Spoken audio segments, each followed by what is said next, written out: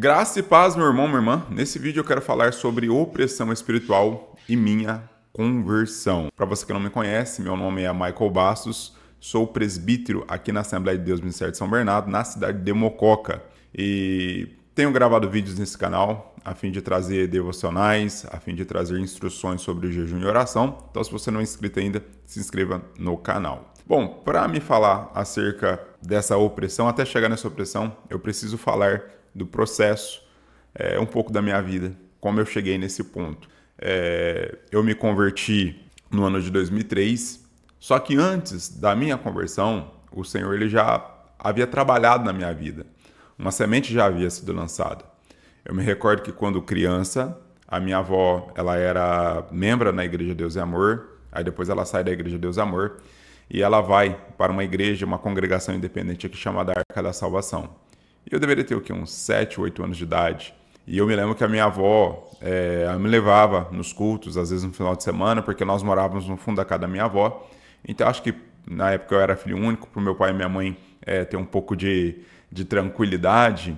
Então eles permitiam que a minha avó me levasse aos cultos juntamente com ela. Na época ainda tinha um preconceito muito grande contra os evangélicos. A igreja ela não era tão aceita como é nos dias de hoje. E a minha avó ela me levava. E conforme eu ia nos cultos, mesmo criança, 7, 8 anos, eu tenho uma clara percepção, eu tenho muitas lembranças do que acontecia no culto.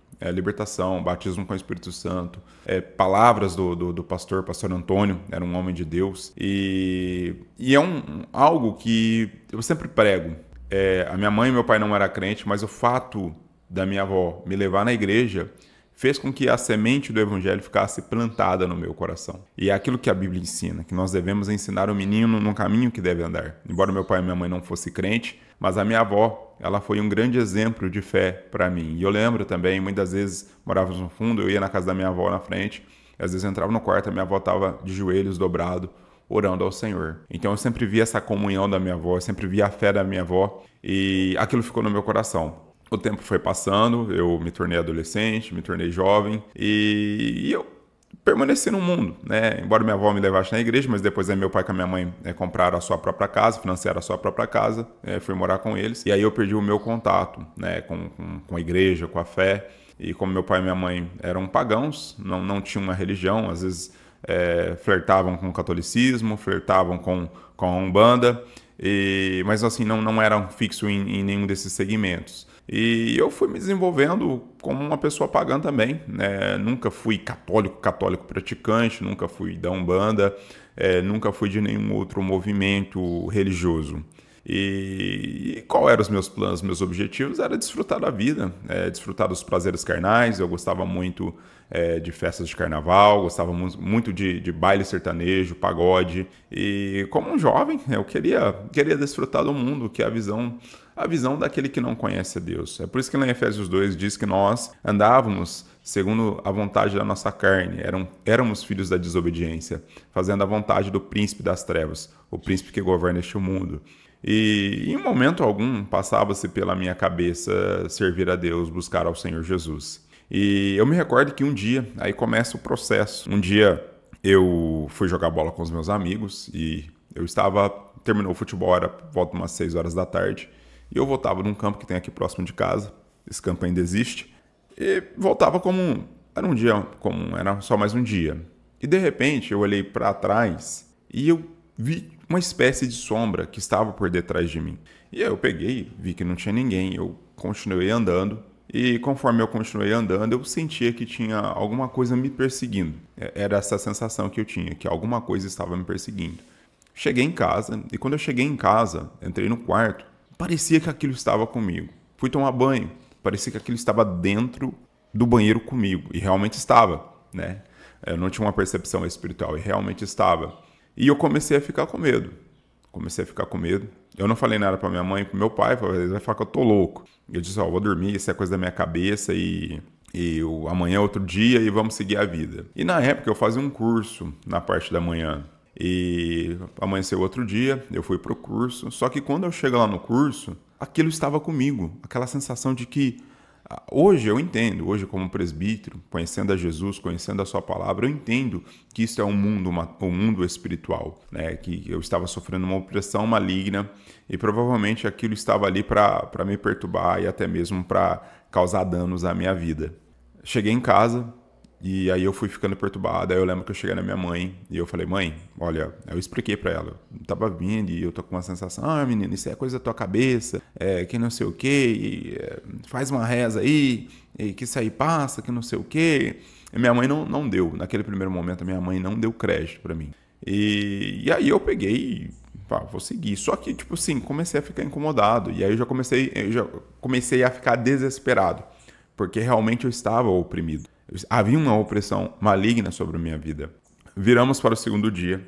No segundo dia eu estava mal. E aí eu me lembro, como se fosse hoje. Aí eu já ouvia vozes, não vozes literal como você tá ouvindo, mas eu já ouvia vozes dentro da minha mente, dizendo para mim: olha, a única forma de você se livrar disso aí é você tirar a sua vida. Isso aí não vai, você vai viver a vida inteira assim. Você precisa tirar a sua vida. Se você tirar a sua vida, resolve. Então, já começou esses pensamentos na minha cabeça. E eu fui ficando desesperado. E eu lembro que eu ficava assim em alerta, eu ficava com medo.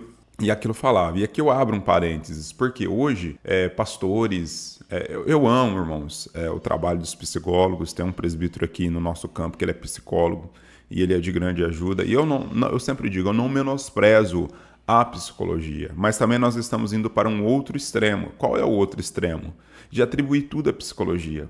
Hoje, tem pastores que não creem mais em opressão espiritual. A pessoa está lá, às vezes, né, atenta contra a sua própria vida, né? Não vou falar aqui por questão do YouTube, querer restringir, não posso usar as palavras. E para alguns pastores está tudo normal. Não, isso aí é depressão, isso aí é ansiedade, toma um remedinho, um Ritrovil aí que passa. Não, irmãos, não é assim. Tem um lado psicológico? Tem. Mas por detrás desse estado psicológico há também uma opressão maligna. Precisamos da palavra de Deus, de instrução na palavra. Precisamos orar por essas pessoas. Precisamos ajudar essas pessoas. O que está acontecendo com a igreja?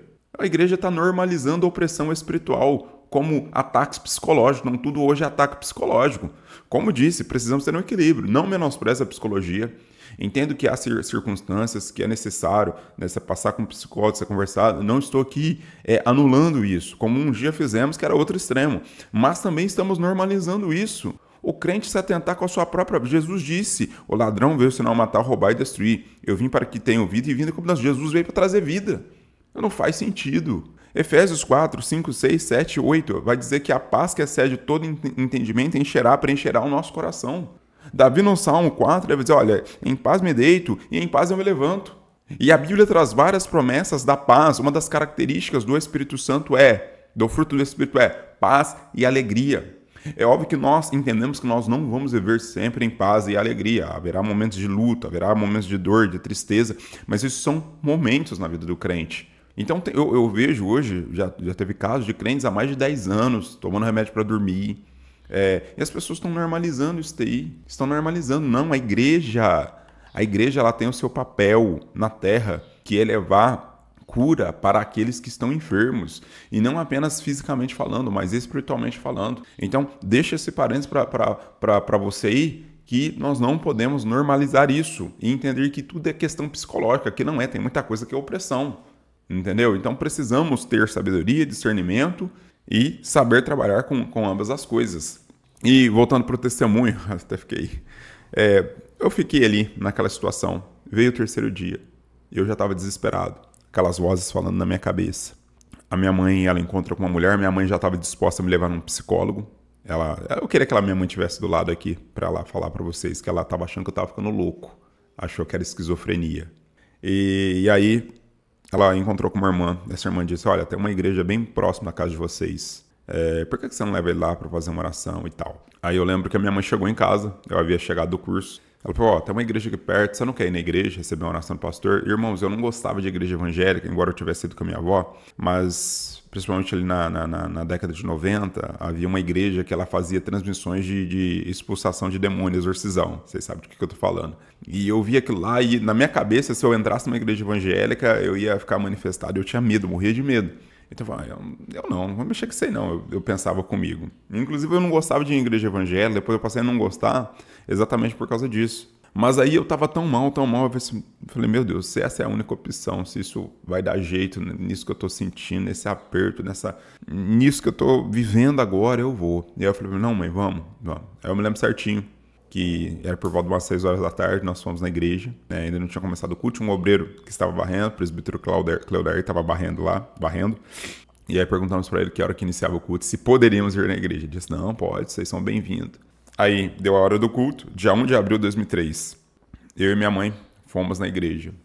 Me lembro que eu sentei na última fileira, era uma igreja pequena, né? Era um trabalho que era recém-aberto, e aí veio a hora da palavra. Quando veio a hora da palavra, no início eu estava sentado, mas eu estava assim, sabe, suando, que eu estava com medo, estava com muito medo. Mas aí veio a hora da palavra, pastor Rubens, né, agora que já está com Jesus, trouxe uma palavra em Marcos 5 sobre a mulher do fluxo de sangue, que dizia que essa mulher estava com um problema incurável, que não tinha solução.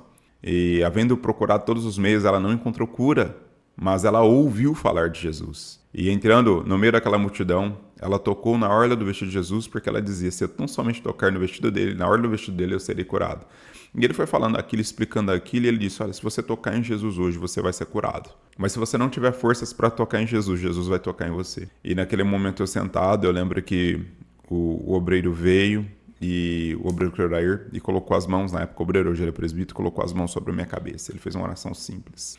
E quando terminou o culto, irmãos, que eu saí para fora daquele portão, eu não sentia mais nada. Não se manifestou, não aconteceu nada comigo. Acho que Jesus ele fez aquilo porque Jesus sabia que eu tinha muito medo. E aquilo saiu. Aí eu já senti uma paz, aí eu já senti uma convicção, aí eu já senti uma confiança. E aquele medo, aquela opressão saiu, foi imediatamente. No momento em que ele orou por mim ali, aquela oração simples, acabou. Acabou, aquela opressão acabou ali. O mal saiu, o mal foi embora.